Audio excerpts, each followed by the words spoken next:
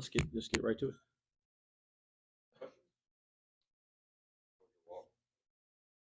Sorry. Walk? Oh, yeah, just walking down before we all got started. So yeah, Yo, walking through on the court. I was like, walking? What house do you want me to get here? We were walking through some stuff as a staff on the court. What's that? Segway, yeah. Hoverboard. What they got all kinds of stuff now.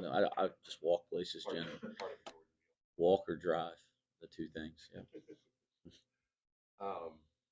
2 weeks away. Are you in panic mode that it's this close, or are you feeling kind of good about where things are at right now?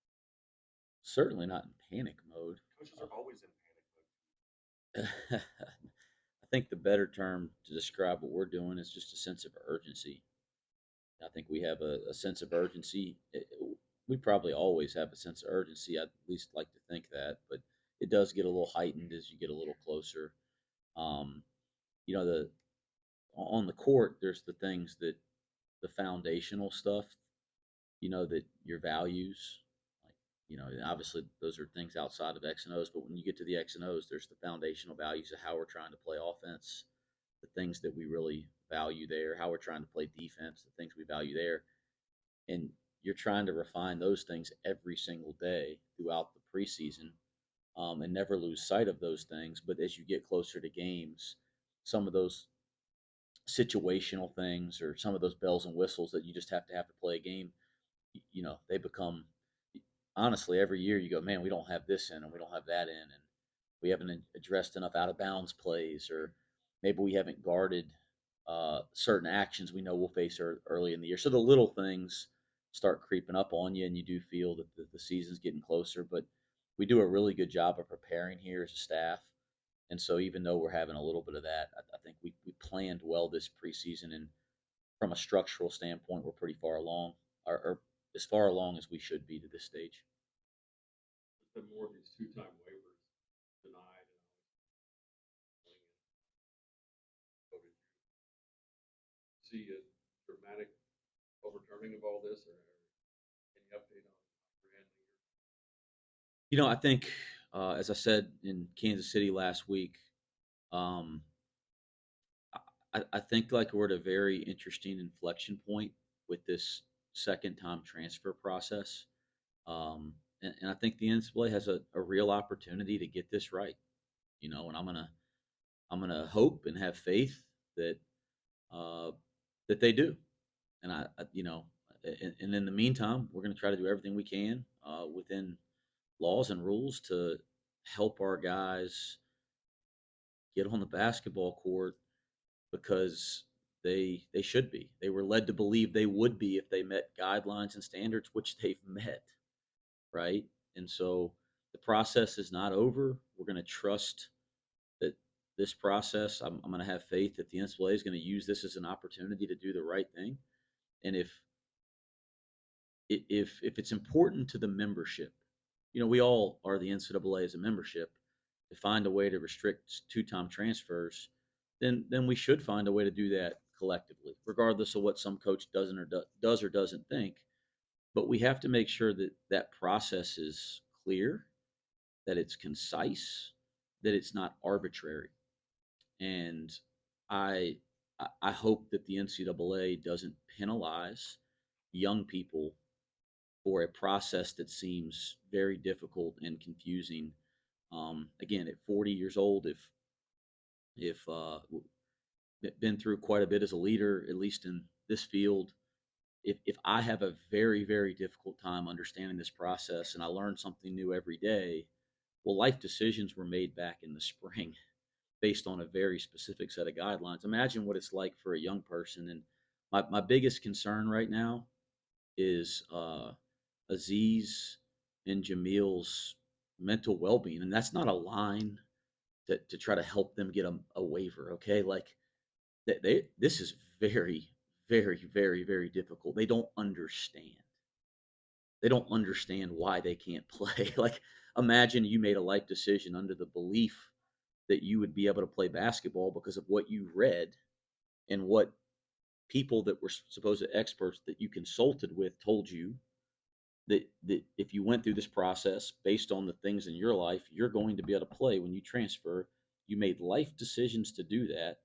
And then imagine now they can't participate in our scrimmages.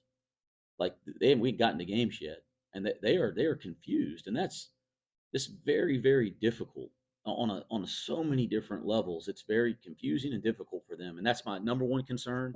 And then obviously for our team to get them on the court, because it has an effect on so many levels. So again, at this point, we're going through the process. I have faith that the NCAA is is supposed to be about student athletes and student athlete well-being. That's what the organization is in place for.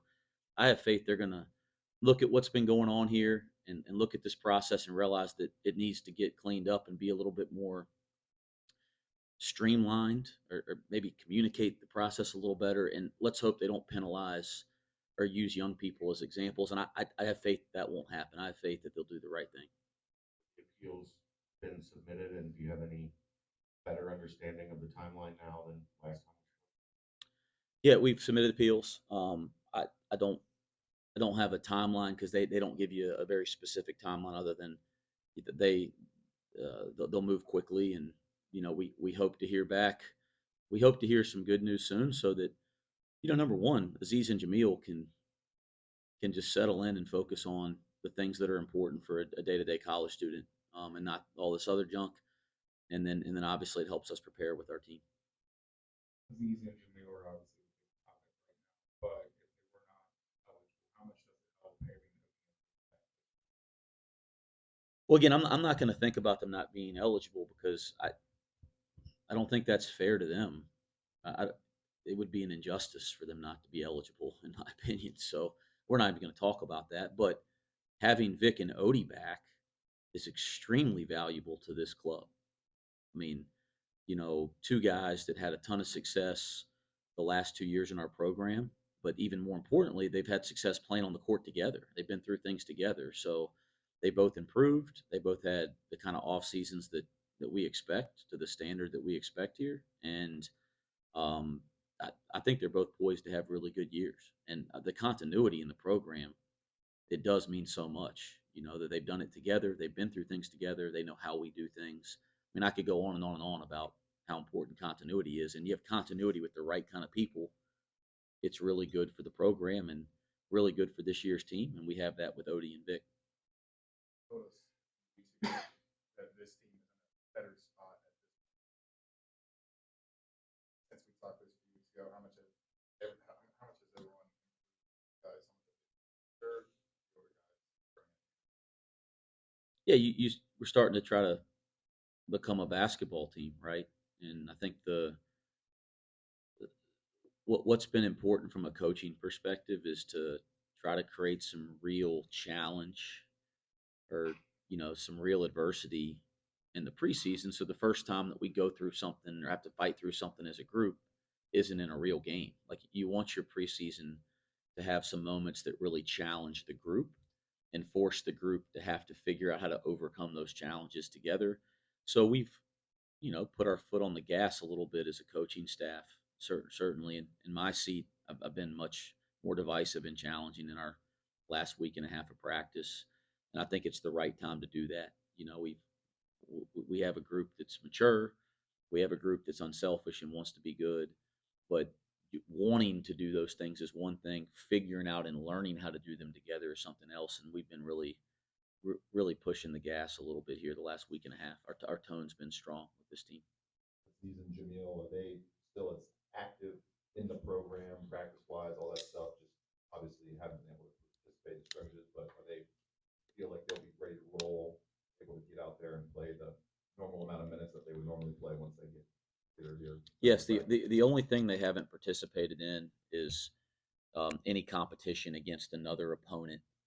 And you only get two of those in the preseason. We've had one. We'll have another one this weekend. They're the secret thing that they, whatever. But there's actually some good to that, right? Like, there's a reason why I don't talk about it, because you agree with another coach that you're not going to talk about it. Coaches approach them very, very differently, and I can tell you I approach one differently than the other, and has nothing to do with the opponent. So to try to analyze based on scores and box scores and stuff, we don't approach it like a game. So it'd be silly to have media and other people, analyze it like a game because we don't. We're using it as a glorified practice. But anyway, um, those two those two events, if they're not eligible to compete in games, or they're not eligible to compete in those closed door scrimmages. So outside of those two dates in our preseason, they're cleared to participate in everything else that we do. So they should be as in good a condition as anybody on our team.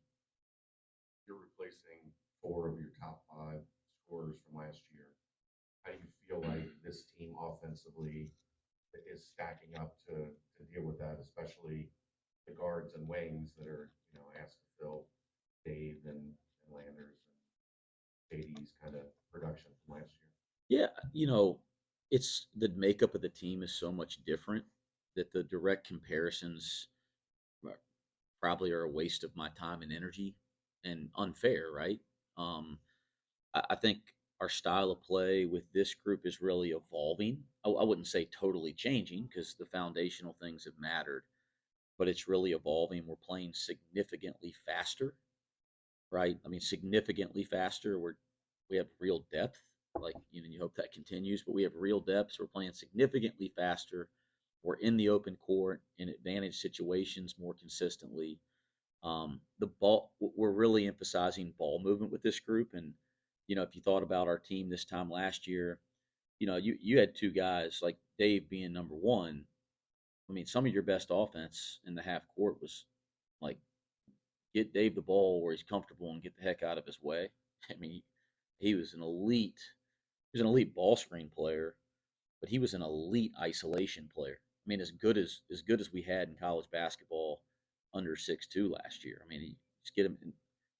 We don't have that kind of a guy, and that's not a knock on anybody, but we don't have somebody that has those strengths. So we're trying to generate offense by creating more advantages and more ball and player movement, more advantages in the open court. We focused a lot more this year on executing offensive sets, and again, Landers Nolly had some elite skills that he could kind of make some things happen with his skill and size when there wasn't a lot there. And then obviously Jeremiah was such a threat beyond the 3-point line, and every team was so worried about that. You know, our makeup of our best offensive players a year ago was different than the makeup of this group of offensive players. So we're approaching it differently. So to compare would be a little unfair. And the other thing, it's going to be a little offensive process, Chad, with this team, because quite frankly, we've had Dave for a year and some change. So we kind of knew like where do you make sure Dave has the ball? Like, and where's his role? You knew that going into the year, so we could work on that from day one.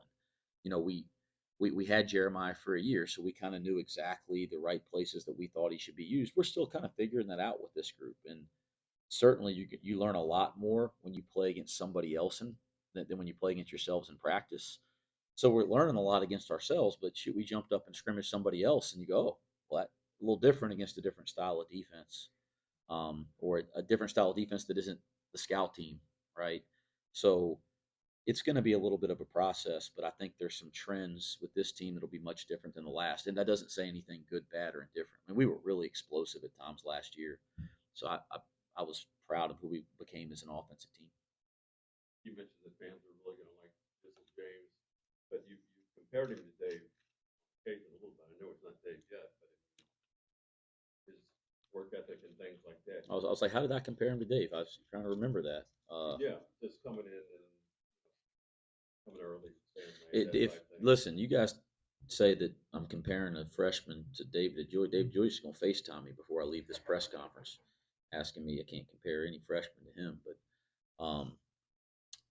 no, Dave to me is the standard for how you approach the work you do outside of practice in this program. He set the standard for what that looks like, what you do when you're not practicing. And I can't give Jizzle the credit that he's at that level, but for somebody his age, he's impressed me with his approach on the things he's doing, not just when practice is going on. and that bodes well for him to have a good year. He's a freshman. I mean, he's a freshman that's playing point guard, so he's had some bad days, guys. I mean, it's just no way around that. And I've actually been pleased that we've gone through some difficult days on the court with him because it's going to happen. So let's deal with it now. But I think that it's been challenging, for him at times to try to learn a new system that's at a new level. And we're also playing extremely fast and we're pressuring the basketball. And there's a lot for him right now. But because of his mindset, if he continues to have the same mindset, he's going to be fine and he's going to have a good freshman year. The Davion Thomas, talk about Jizzle a lot because, you know, deservingly so. But Davion Thomas has been really solid thus far at point guard. I think any of the players would say that, and I think our coaching staff would say that he might not have had the biggest name in recruiting coming from junior college, but he's been pretty dang good so far. But he's going to have some adjustment as well, and we're trying to make sure they go through some of that now, not just when games start. You mentioned the depth of this team. How is that competition how practice up with the growth this offseason? Like I just believe in what you just said. I mean, believe when the talk about player development. We care a lot about that here. You talk about team development when you're around a bunch of other people that have the same goals and mindset that you do, and they have talent. And, they want to be great. And you put all that into the same environment every day. Rising tides float all boats type of thing. I think that's the idea of it. Let's get it. Trying to build a great culture. I think we're taking a lot of steps there. Trying to get the right people to fit into that, and we hope that all of us help elevate each other, and that's the idea. That's where real growth happens. Iron sharpens iron. You referencing my buddy. The Big 12 director charge and block. They looked at 100 charges. I was just wanted your thoughts on that. Like that change or Yeah, so we had our commissioner of officials. I think he's been going around everywhere in the league. He came by here and showed us some film of that rule change specifically. Talked about all the rule changes, but showed us some film of that. And we've been hearing about it. I've read about it, but listening to Curtis talk about it was impactful, and it was really impactful for him to talk to our team. So that's it. It's going to be a different game this year. Um, you're going to have a really hard time drawing charges. And that's just what it is. I think you're going to have to be set. It's almost like you're going to have to be a statue before somebody even thinks about going into their shooting motion. And that's not the actual rule, but I think that's the best way to understand it. I mean, it's going to be really hard to draw a charge. So you got to adjust some of your teaching and some of your habits. And we've been doing that. And then I think we've tried to do a nice job of emphasizing that in practice and live play. Did anyone have more fun last week? Describe how you've seen him blossom. Scott, if you can ask a question to make me laugh out loud in a press conference, you did good today. Okay. Yeah, it wasn't just Vic. I think Vic and Odie. Who else did we take with us? And John Newman. Gosh, senior moment. But Vic and Odie and John Newman, they had a blast last week. And I think, first off, it reminds you as a coach, we're still around young people every day, and that was fun for me to watch them have fun. It makes me feel young. But the other thing is, it's a credit to the job the Big 12 does. I mean, it was first class. It was first class, and they did a great job with our guys and letting the players have a really neat experience. So that was really cool. But as fun as you guys saw them having at media day, we got on the plane to fly back to practice. We had to get back for practice that night, and Victor was sitting right across from me, and he told me he was going to try to distract me the whole flight so that I couldn't write practice.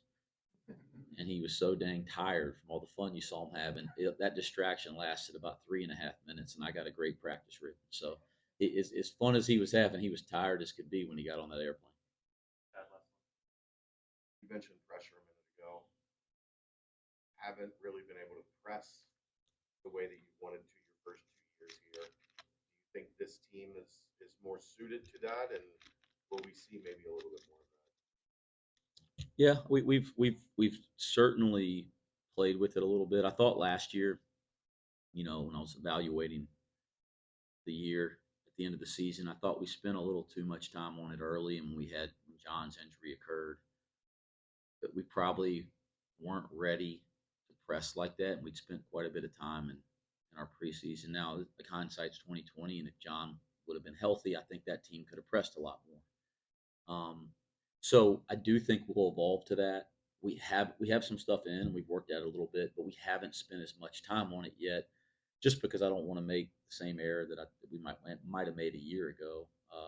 But the things that we do defensively, the things like our defensive principles and our full and half court man to man, if you really invest in those, it's actually pretty easy to start pressing because a lot of the same principles and habits apply, even though some of the structure changes.